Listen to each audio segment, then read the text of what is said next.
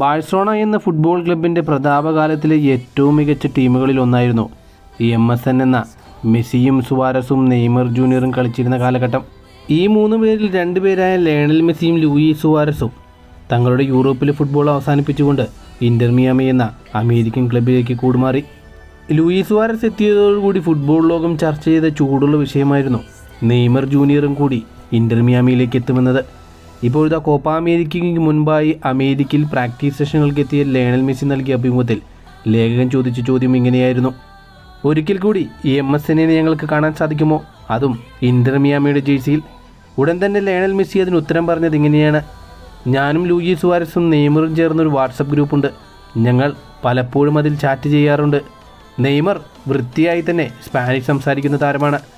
അദ്ദേഹം ഇന്റർ മിയാമിയിലേക്ക് വരുമോ എന്ന് ചോദിച്ചാൽ എനിക്കതിനെക്കുറിച്ച് ഇതുവരെയും ഒരു ധാരണയായിട്ടില്ല. കാരണം അദ്ദേഹം ഇപ്പോൾ സൗദി അറേബ്യയിലാണ്. 1 വർഷം കൂടി അദ്ദേഹത്തിന് അവിടെ കോൺട്രാക്റ്റ് ഉണ്ട്. നിലവിൽ അദ്ദേഹത്തിന് പരിക്ക് പറ്റിയതുകൊണ്ട് അദ്ദേഹത്തിൻ്റെ വിഷമ കാലഘട്ടത്തിലൂടെയാണ് കടന്നു പോകുന്നത്.